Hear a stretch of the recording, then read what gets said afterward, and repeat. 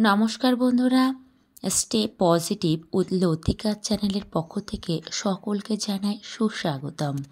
আজ উপস্থাপন করব আমাদের জীবনে একাকিত্বের সুফল এবং কুফলের প্রভাব সম্পর্কে।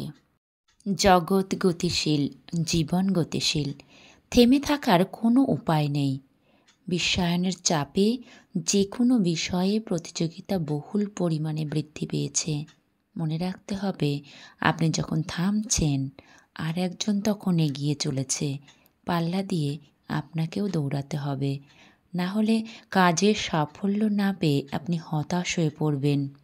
তবে অন্ধের মতো ছুটে এগেলে একসময় ধাক্কা খেয়ে পড়ে যেতে হবে। যে কোনো কাজে সাফল্য পেতে হলে সঠিক চিন্তা, সঠিক দৃষ্টিভঙ্গি প্রয়োজন। চোখ খোলা রেখে চলতে হবে। তবে আপনার পথ সঠিক কি বেঠিক জানতে হলে কিছু সময়ের জন্য আপনাকে থামতে হবে, কারণ আত্মসমীক্ষা বা আত্ম অন্বেষণের প্রয়োজন আছে। এই সময়টা আপনি নিজেকে নিয়ে ভাবুন, আপনার কাজে কোথায় ভুল, কোথায় আপনি পিছিয়ে আছেন, কেন আপনার কাজ সহজে উদ্ধার হচ্ছে না, কোথায় বাধা। বৈজ্ঞানিক দৃষ্টিভঙ্গিতে চিরে চিরে নিজের কাজের বিশ্লেষণ করুন, আত্মসমালোচনা করুন, নিজের কাজের পুঙ্খানুপুঙ্খ বিচার করে গভীরভাবে চিন্তা করুন। দেখবেন আপনি সঠিক পথ পেয়ে গেছেন। তাহলে বোঝা যাচ্ছে, যে কোনো কাজে সাফল্য পেতে গেলে একাকিত্বের প্রয়োজন আছে, কিন্তু সেই প্রয়োজন সাময়িক। গাড়ি বা মেশিনকেও মাঝে মাঝে বিশ্রাম দিতে হয়, চেক আপ করতে হয়। সঠিক রক্ষণাবেক্ষণ না করলে গাড়ি বা মেশিন দ্রুত অকেজো হয়ে যাবে। জীবনের ক্ষেত্রেও একই নিয়ম প্রযোজ্য।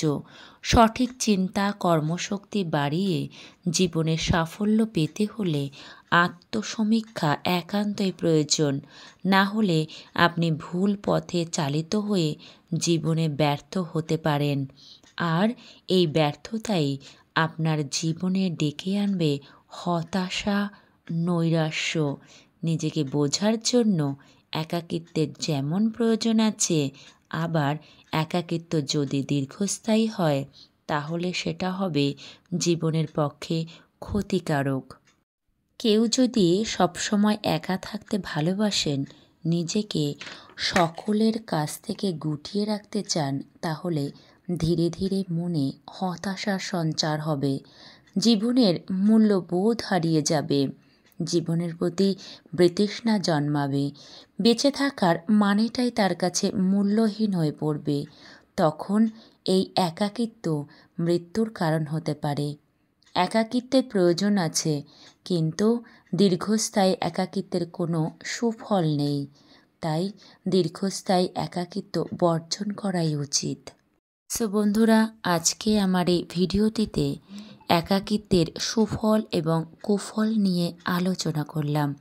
আপনাদের এই আলোচনা কেমন লাগলো অবশ্যই আমাকে কমেন্ট করে জানাবেন, এবং একটু যদি উপকৃত হয়ে থাকেন তাহলে অবশ্যই আমার চ্যানেলটিকে সাবস্ক্রাইব করবেন এবং সকলের মধ্যে শেয়ার করে দেবেন। ভালো থাকবেন, সুস্থ থাকবেন।